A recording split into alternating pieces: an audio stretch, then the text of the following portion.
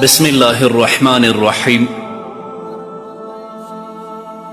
الحمد لله رب العالمين حمد الشاكرين، الصلاة والسلام على سيد الأنبياء والمرسلين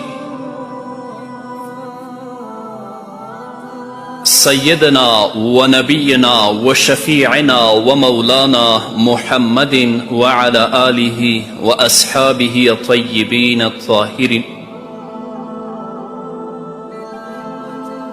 قدرمنو اوریدونکو د ژوند د لارې د خپرونې مینوالو، السلام علیکم ورحمة الله وبرکاته. ستاسو روغتیا او خوشحالي د پاک رب نه غواړم، په دې هیله چې د صحت او عافیت جامې پر تن ولرئ او خوشحالي مو په برخه وي. دا دی زه محمد یاسین فهیم د ژوند د لارې د خپرونې په وړاندې کولو کې ستاسو په خدمت کې یم. زموږ د نن ورځې د خپرونې موضوع بیا هم ژوند د نبوي لارښوونو په رڼا کې. درنو اوریدونکو،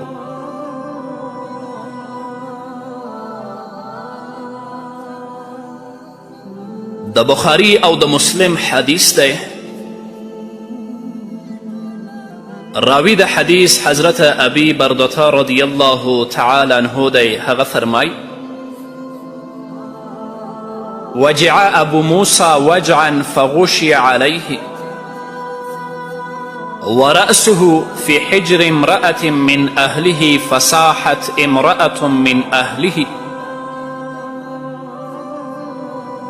فلم يستطع أن يرد عليها شيئا، فلما أفاق قال: أنا بريء مما برئ منه رسول الله صلى الله عليه وسلم، فإن رسول الله صلى الله عليه وسلم برئ من الصالقة والحالقة والشاقة.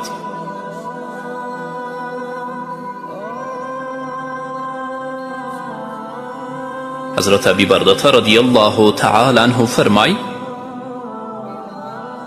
حضرت ابی موسی اشعری رضی الله تعالی عنه چې د امیر المؤمنین سیدنا عمر فاروق رضی الله تعالی عنه د خلافت په وخت کې د بصرې والی و، یوه ورځ سخت مریض او بېهوشه شو. د خپلې کورنۍ د یوې ښځې په غېږ کې سر ایښی و او هغه ښځه غالبا د ده میرمن. نو هغې ښځې په چغو چغو ژړا شروع کړه.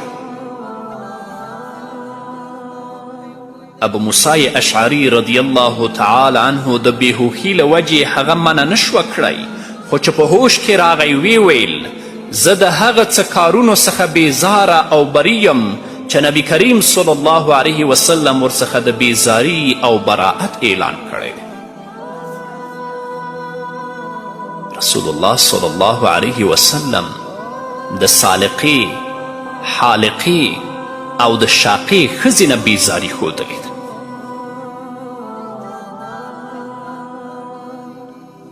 یعنې د هغې ښځې څخه چې د صدمې او د غم په وخت کې په چغو چغو ژاړي او خپل مخ او ویښته شکوي.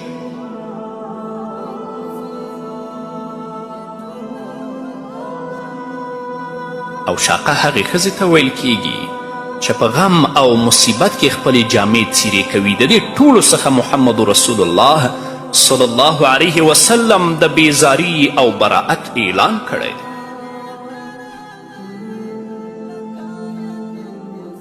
په کم مصیبت او د کم خپلوان په مرګ باندې د مخ شکول، چیغې او سورې وهل، د سر ویښته ایستل او جامې څیرې کول د کم حوصلګي او بېصبري اظهار دی. له دې وجې نه اسلام په مړو باندې د نوحید، یعنې په بېصبري سره په چیغو چیغو ژړلو څخه منع فرمایلې ده. نو دا د نبي کریم صلی الله علیه وسلم لارښوونه ده. که غواړئ چې ژوند مو په دنیا کې هم کامیابه وي او په آخرت کې هم الله څخه مسئول نه یاست، د نبي کریم صلی الله علیه وسلم د لارښوونو مطابق ژوند تیر کړئ. همدارنګه د مسلم او د بخاري بل حدیث دی. راوی د حدیث حضرت عبدالله ابن مسعود رضی الله تعالی عنه دی. هغه فرمایي عن النبي صلی الله علیه وسلم قال ليس منا من ضرب الخدود وشق الجيوب ودعا بدعوى الجاهلية. رسول الله صلی الله علیه وسلم فرمایلی دی چا چې د مصیبت په وخت کې مخ په څپېړو وواهه، ګریوان یې څیرې که او د جاهلیت د خبرو په شان خبرې او ستاینې وکړي، هغه زموږ څخه نه دی. لیس منا.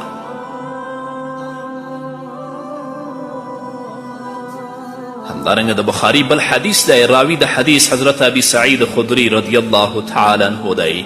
هغه فرمایي لعن رسول الله صلی الله علیه وسلم النائحة والمستمعة.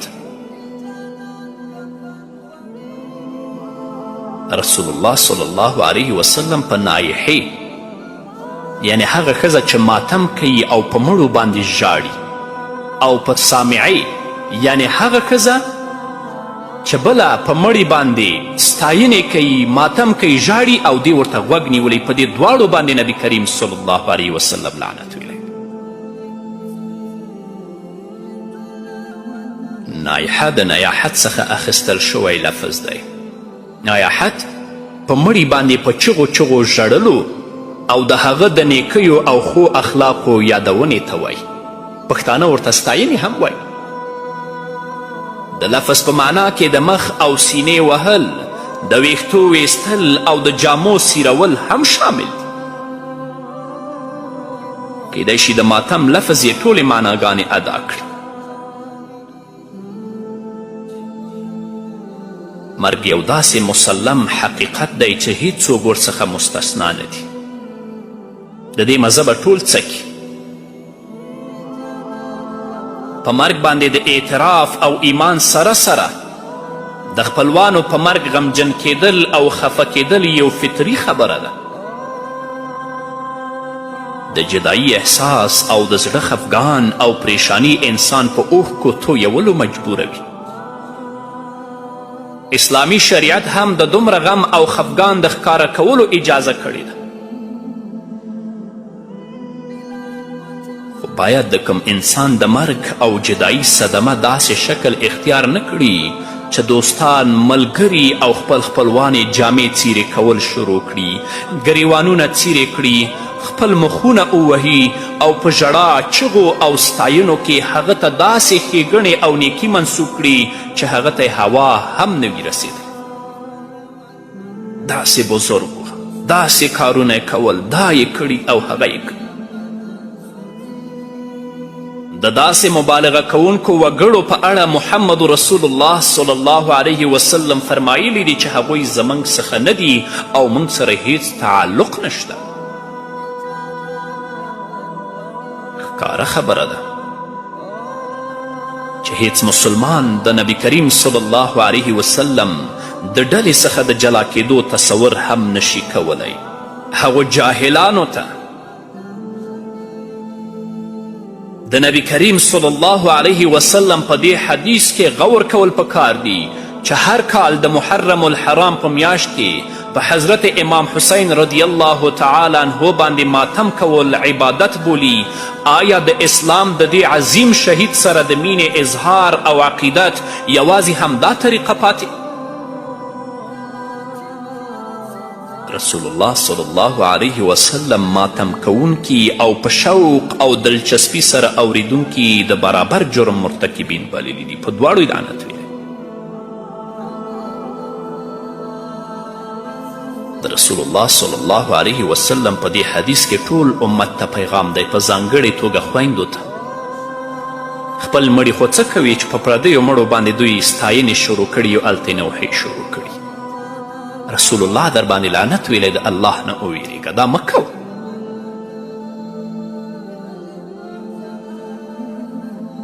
همدارنګه د ابو داود حدیث دی.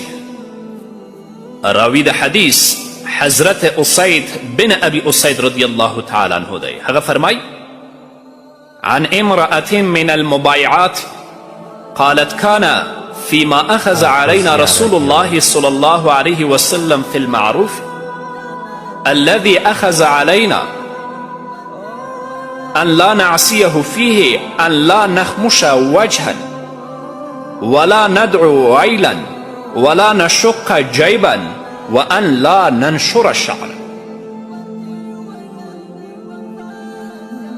د نبی کریم صلی الله علیه وسلم سره د بیعت کوونکو ښځو څخه یوې وویلې کوم بیعت چې زموږ څخه نبی کریم صلی الله علیه وسلم په معروف او په نیکي باندې اخیستی و په هغې کې دا خبره هم شامله وه چې موږ به د غم او مصیبت په وخت کې خپل مخونه نه وهو، د هلاکت او بربادي غوښتنه به نه کوو، ګریوانونه به نه څیرې کوو او د ویښتو د ایستلو او جړلو څخه به ډډه کوو.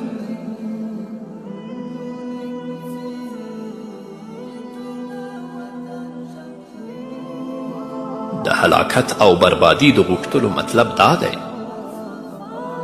چې کله ښځې د کم ناقابل برداشت صدمې سره مخامخ شي د ډېرې بېصبري مظاهره کوي او وایي د دې مصیبت څخه خو مرګ بهتر دی. په عمومي توګه په ښځو کې دا کمزوري او ضعف وي چې د غم او مصیبت په وخت کې ګریوان شلوي، ویښتان اوباسي، مخونه وهي، د مرګ او هلاکت آرزو کوي. د همدې لپاره ورڅخه نبی کریم صلی الله علیه وسلم دا وعده اخیستې چې د جاهلیت د دې کارونو او طریقو څخه به ډډه او اجتناب کوي.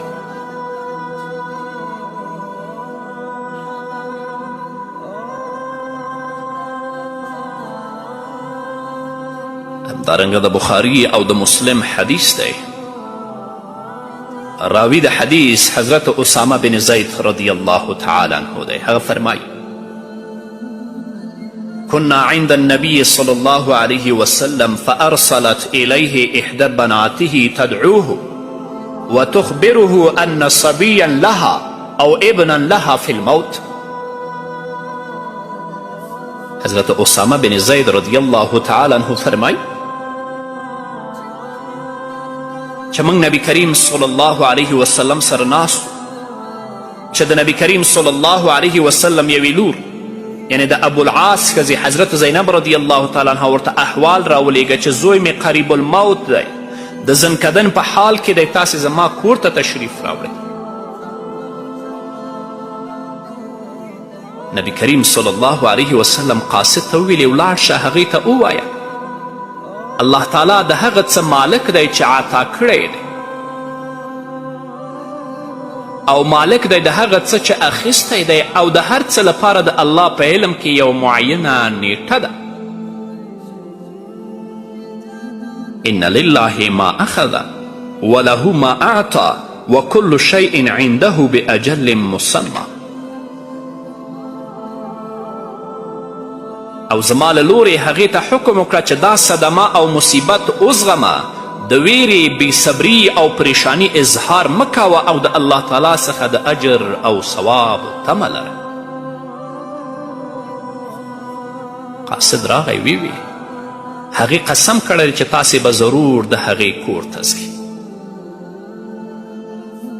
انها قد اقسمت لتأتینها. سعد بن عباده رضی الله تعالی عنه، معاذ بن جبل رضی الله تعالی عنه او اسامه بن زید رضی الله تعالی عنه ورسره د زینب کور ته لاړل. ان دا کسان رسول الله صلی الله علیه وسلم سره ملګري ول. هغه ماشوم نبی کریم صلی الله علیه وسلم ته ورپورته کړی شو. رسول الله په خپلې غېږ کې واخیست. د هغه زنکدن و ساه یې قطع کېدله، داسې آواز ترې راوته گویا چې په یوه جي کې کاڼي اچولي دي. د دې حالت په لیدلو د نبی کریم صلی الله علیه وسلم د سترګو نه اوښکې راغلې، سترګو یې د اوښکې ډکې شو. سعد بن عباده ویلې ای د الله رسوله دا څه ګورم؟ محمد رسول الله وفرمایل دا د الله رحمت دی چې د خپلو بندگانو په زړونو کې اچوي. الله تعالی په هغو بندگانو رحم او مهربانی کوي چې د هغوی په زړونو کې رحم وي. هذه رحمة جعلها الله في قلوب عباده وانما يرحم الله من عباده الرحمه. د مړي په غم کې اوښکې تویول یوازې جایز نه، بلکې د دې خبرې نښه ده چې دا سړی بېرحمه او سخت زړی نه دی. رسول الله صلی الله علیه وسلم د مړو په غم کې په چغو چغو ژړا څخه څو ځله منع فرمایلي وه. نو کله چې حضرت سعد بن عباده رضی الله تعالی عنه د محمد رسول الله سترګې له اوښکو ډکې ولیدې، نو ګمان یې وکړه چې په مړي اوښکې تویول هم د نوحې او د ژړا په څیر منع دي. رسول الله د مړي په غم کې اوښکې تویول د فطرت غوښتنه بللې او د هغې اجازه یې ورکړې. نوحه، ژړا، چغې او سورې نه یوازې چې رسول الله منع کړي بلکه ملعونې هم بللې دي. نو الله رب العزت دې موږ ته توفیق راکړي چې ژوند د نبی کریم صلی الله علیه وسلم د لارښوونو په رڼا کې تیر کړو، ځکه کامیابي په همدې کې ده. او بس نور به واورو قدرمنو اوریدونکو، خو د یوې دمې نه وروسته. قدرمنو اوریدونکو، بیا هم زموږ سلامونه ومنئ. د ابو داود او د مسلم حدیث دی. راوی د حدیث حضرت ابی هریره رضی الله تعالی عنه دی. هغه فرمای ان رسول الله صلی الله علیه وسلم قال اذا مات الانسان انقطع عمله الا من ثلاث صدقة جاریة وعلم ينتفع به وولد صالح يدعو له. ابو هریره رضی الله تعالی عنه فرمایي چې نبی کریم صلی الله علیه وسلم فرمایلی کله چې انسان مړ شي عمل قطع شي، لیکن درې اعمال داسې دي چې له مرګ نه وروسته د هغو ثواب په عملنامه کې لیکل کیږي. یو صدقې جاریه، دویم هغه ګټور علم چې خلک ورڅخه استفاده کوي، او دریم نیک او صالح اولاد دی چې دعا ورته کوي. د صدقې جاریې څخه مراد هغه خیرات دی چې هغه موقت نه وي. د مثال په توګه داسې وقف وي چې خلک ورځنې مسلسله استفاده کوي، لکه دینی مدرسه، پول، جماعت، مسافرخانه جوړول، د څاه کیندل او نور د عامو فایدو او ګټو کارونه کول، یا داسې مرستندویه او کومکي ادارې او موسسې جوړول چې د غریبانو، نادارو، یتیمانو او کونډو کفالت کوي، یا د خپل مال او جایداد څخه څه برخه د نیکو کارونو لپاره وقف کړی شي. که تا په خپل ژوند کې مدرسه جوړه کړه، په ژوندون کې به الله رب العزت تا ته ثواب درکوي. خو چې کله ته وفاتم شي، په دې مدرسه کې که څوک علم کوي، طالبان پکې سبق وایي، د الله کلام یادوي، د نبی کریم صلی الله علیه وسلم احادیث یادوي، د دې ثواب به هم الله رب العزت ستا د مرګ نه وروسته تا ته رسوي. یا دې په ژوند کې مسجد جوړ کړه، ستا په ژوندون به هم الله رب العزت تا ته ثوابونه درکوي. خو چې کله ته وفاتم شي، چې په دې مسجد کې څوک لمنځونه کوي، په دې مسجد کې دینی تبلیغ کیږي، ماشومانو ته قرآن او سنت ورښودل کیږي، ستا د مرګ نه وروسته به هم د دې ثواب الله رب العزت تا ته درسوي.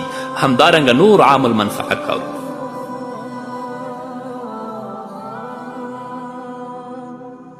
دویم نافع علم. د کم علم څخه چې خلک ګټه اخلي، هغه د قرآن کریم او احادیثو تعلیم او تدریس دی، د دینی کتابونو تصنیف او تعلیم دی. د دې اجر د علم څښتن ته د هغه د مرګ څخه وروسته رسیږي. تا ته الله علم درکړی، خو په خپل ژوند کې د الله رب العزت کلام بیانوي، د نبی کریم صلی الله علیه وسلم احادیث بیانوي، د شرک، خرافات او د بدعت په وړاندې مبارزه کوي، یا دینی کتابونه لیکي، ستا په ژوند کې به هم الله رب العزت تا ته اجر درکوي. او ستا د مرګ نه وروسته چا چې ستا د علم نه ګټه پورته کړې، سمې لارې ته شوی، د هغو اجر او ثواب به هم ستا د مرګ نه وروسته تا ته درکول کیږي.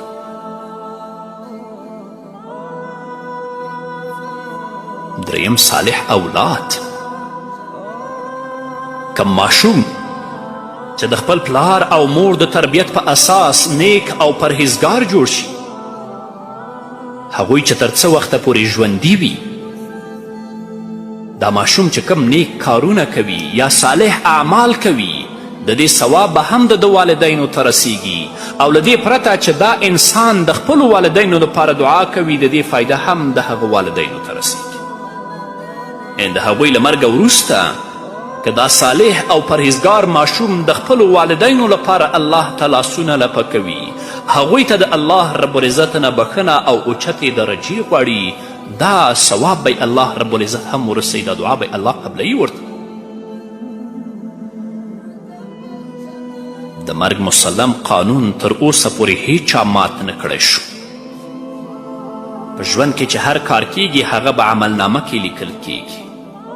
کله چې مرګ راشي نو عملنامه بنده شي او د عمل فرصت له لاسه ووځي. اوس خو مرګ ډیر نږدې دی، په کار دا ده چې انسان څه داسې کارونه وکړي چې له مرګ نه وروسته هم هغه ته د هغه اجر او ثواب ورسیږي. همدارنګه د بخاري حدیث دی، راوی د حدیث حضرت ابن عباس رضی الله تعالی عنهما دی. هغه فرمای أن رجلا قال لرسول الله صلى الله عليه وسلم إن أمه توفيت أينفعها إن تصدقت عنها؟ قال نعم. قال فإن لي مخرافا وأشهدك أني قد تصدقت به عنها. ابن عباس رضی الله تعالی عنهما فرمای یو سړي د نبی کریم صلی الله علیه وسلم نه پوښتنه وکړه چې زما مور وفات شوې ده، که زه د هغې له طرفه خیرات او صدقه وکړم آیا هغې ته اجر او ثواب رسیږي؟ رسول الله صلی الله علیه وسلم وفرمیل هو. هغه سړي وویل زه تا ګواه جوړوم چې خپل د خرما باغ د خپلې مور له طرفه صدقه کوم. همدارنګه د مسلم په یو بل حدیث کې راغلي چې یو سړي نبی کریم صلی الله علیه وسلم ته وفرمایل زما پلار وفات شوی او څه مال یې پریښی دی او هیڅ وصیت یې نه دی کړی، که د هغه له طرفه خیرات ورکړی شي ګناه به معاف کړی شي؟ محمد رسول الله صلی الله علیه وسلم وفرمایل هوکې. همدارنګه د ابو داود حدیث دی، سعد بن عباده وویلې ای د الله رسوله د سعد مور وفات شوې ده، د هغې د ایصال ثواب لپاره کومه صدقه او خیرات بهتر دی؟ نبی کریم صلی الله علیه وسلم وفرمیل اوبه. نو حضرت سعد بن عباده رضی الله تعالی عنه یوه څا وویسته او ویل دا د ام سعد لپاره ده، یعنی د دې څا ثواب دی ام سعد ته ورسیږي. د مړي روح ته د ثواب رسولو په خاطر صدقه او خیرات کول مستحب دی، او د هغه د بخښنې لپاره دعا کول هم ډیر مفید دي. که په مړي حج فرض شوی وي او یا پرې فرض زکات پاتې وي باید د هغه د مال څخه ادا کړی شي. په دې توګه به د هغه څخه حج ادا کړی شي او زکات او قرض به یې له اوږو ښکته شي. د نفلي حج ثواب هم مړي ته رسیږي او د هغه له طرفه قرباني هم کیدی شي. البته د قرآن کریم د تلاوت او نوافلو د ایصال ثواب په اړه د علماو ترمنځ اختلاف دی. د امام شافعي له نظره د نفلو او تلاوت ثواب مړي ته نه رسیږي، اما د حنفي علماو په نزد داسې ایصال ثواب هم جایز دی چې قرآن کریم لولې نفل کوي ثواب یې مړو ته وربخي. لیکن زموږ په ټولنه کې د ایصال ثواب په میدان کې ډیرو رسمونو او رواجونو د شریعت بڼه اختیار کړي چې د قرآن او سنت سره هیڅ اړیکې نشته.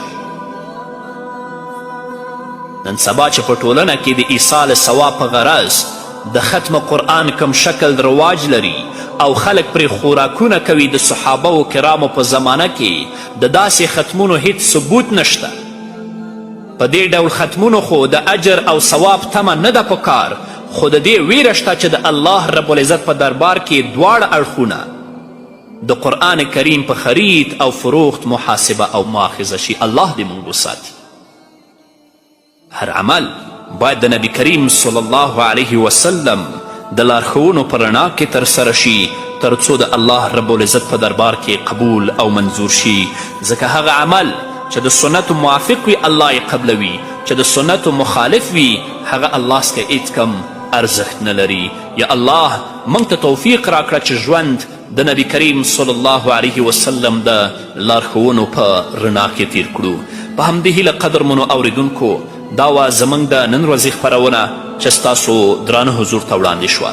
تر بلې خپرونې پورې چې زه بیا هم ستاسو درانه حضور ته راځم، تاسو ټول په لوی او بخښونکي الله سپارم.